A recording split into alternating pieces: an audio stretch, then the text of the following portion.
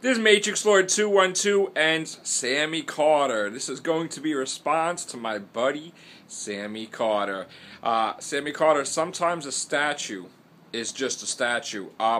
Don't forget, they were in a cemetery with like hundreds of statues of angels because everybody's dead there. They're in a cemetery. Now, if there was an angel, the angel would come over and zap any one of them. So obviously, that's not an angel. First of all, even blurred, it doesn't look like a weeping angel at all. It looks like a statue of a regular angel. And like I said, don't forget, they're in the cemetery. So, because they were paying their respects to say goodbye to Clara. So this is a response to your first 3 minutes because I like your video a lot. But I think King Scribe, it could appear that it was a weeping angel, but I think that it's definitely not a weeping angel. Now, the reason why I say this is because of all our videos, I have heard that Stephen Moffat is purposely putting stuff in there to drive us crazy. Like, an example of this is I heard, now I don't know if it's true, that in Angels Take Manhattan, Stephen Moffat purposely put in kids with red balloons just to make us go crazy, thinking that it was something when in fact it was nothing.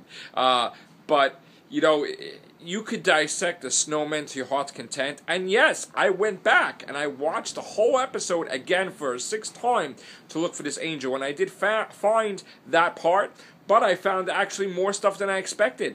If you really dissect the episode, you'll say, well, wait a minute, in Vastra's room, there were bird tweets. And how could there be bird tweets in the wintertime when birds fly south for the winter or whatever? And, they're not going to be in the cold air. So why are there bird tweets in Vastra's room? Does birds have to do with the dream world? What? Stop it.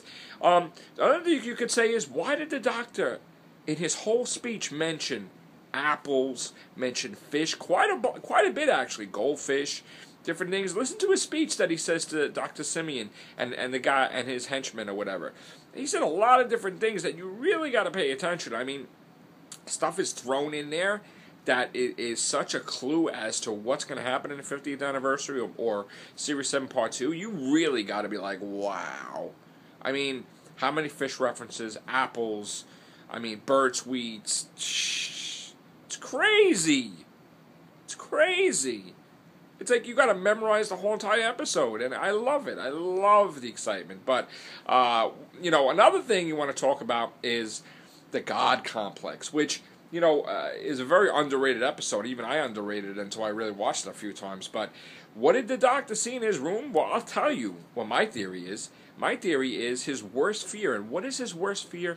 His worst fear is becoming the very evil that he battles. He probably saw the death of a companion in the future, possibly, where he just flips out and he regenerates in a rage. Which, what would happen if you're purely angry when you regenerate? You probably would become that which you are not. The rage, the evil, the Valyard, the Dream Lord, whatever. And the TARDIS crying with the cloister bell means that the TARDIS is scared, because now the Doctor will destroy the universe. Sort of like why the Alliance was formed in the first place. So that's what the Doctor saw. The Doctor saw him becoming evil. And the TARDIS crying and flipping out, crying for help. Because there is no one that could probably defeat an evil Doctor, except, of course, the Doctor, which he has. The Doctor has defeated his evil self in the trial of the Time Lord, the Sixth Doctor. So that is what the TARDIS was crying about. And yes, after watching the God Complex a couple times, I realized that yes, Roy Williams did have a room. His room is the exit. And why is that his room? Because he is always the responsible one, always the caretaker, taking care of patients, taking care of Amy, risking his life 2,000 years to defend her, helping out the Doctor. So what would be his worst fear? Giving up and exiting his life, running away from his problems. So that was Roy Williams' room, the exit. Wow. That's a good idea, right? I think so. That was his room, the exit. Because everyone has a room, and Williams did have a room too. So I'm going to make another response to the rest of your video. But nice video, Sammi Carter.